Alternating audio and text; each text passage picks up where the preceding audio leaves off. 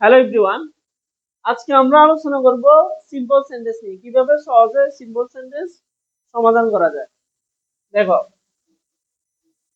He came to a house, সে এসেছিল two a house একটি বাড়িতে, এন্ড এবং আস্ক ফর জিজ্ঞেস করেছিল সামথিং টু ইট অর্থাৎ কিছু খাওয়ার জন্য। এখন দেখো, এটা বলছে আমাদেরকে সিম্পল করতে। সিম্পল করার জন্য করতে বললে আমাদেরকে যদি সেন্টেন্সের মধ্যে যদি কখনো এন্ড থাকে, সিম্পল করতে বললে সেন্টেন্সের মধ্যে যদি কখনো এন্ড থাকে, প্রথমত আমাদেরকে দেখতে হবে মেন ভার্ব থেকে। এখানে মেন ভার্ব কে প্রথমে যে আছে হে সাবজেক্ট, হি এটা হচ্ছে সাবজেক্ট। এখন ক্যাম এটা হচ্ছে মেন ভার্ব, ক্যাম এটা কি মেন ভার্ব। এখন এখানে মেন ভার্ব এটা আছে ভার্বের বি টু। এই ক্যামে তিনটা ফর্ম হচ্ছে, দেখো ক্যামে তিনটা ফর্ম হচ্ছে কাম, কেম, কাম। দেখো, এই কাম এটা হচ্ছে ভার্বের বি ওয়ান, ক্যাম এটা হচ্ছে ভার্বের বি টু। আমাদের প্রশ্নের মধ্যে আছে কি কেম, আর কাম এটা হচ্ছে ভার্বের বি থ্রি। তাহলে কাম, কেম, কাম। তাহলে আমাদের যদি এন থাকে, প্রথমত আমরা মেন ভার্বটা লিখবো। মেন ভার্ব কে এই কাম, বি টু আছে, বি টু কে আমরা বানাবো বি ওয়ান। তাহলে সি ও এম, কাম।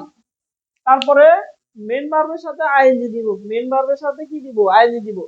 কোন একটা কথা মনে রাখতে হবে, কোন ভার্বের সাথে যদি ই থাকে, কোনো ভার্বের শেষে যদি ই থাকে, তাহলে আইএনজি করতে হলে আমাদেরকে ওই এটা তুলে দিতে হবে।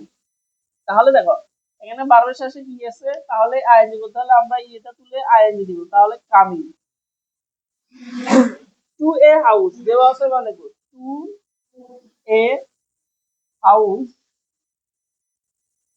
তারপর দেখো, তারপরে এন্ড যেখানে আছে, ওই এন্ড যেখানে আছে আমরা এন্ডের জায়গায় লিখবো হি।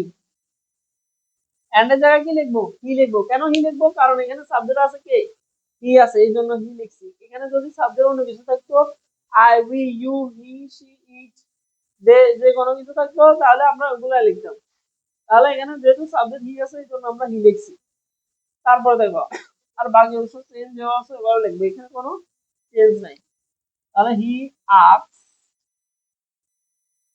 For something to it. আবার বলতেছি, দেখো সিম্পল করতে বললে যদি সেন্টেন্সের মধ্যে যদি কখনো এন্ড থাকে, সেন্টেন্সের মধ্যে যদি এন্ড থাকে, এন্ড আছে মানে এটা কম্পাউন্ড সেন্টেন্সের মধ্যে আছে, এন্ড থাকলে প্রথমত আমরা দেখবো ভার্ব। এখন সাবজেক্টের পরে যে থাকে এটা হচ্ছে মেন ভার্ব।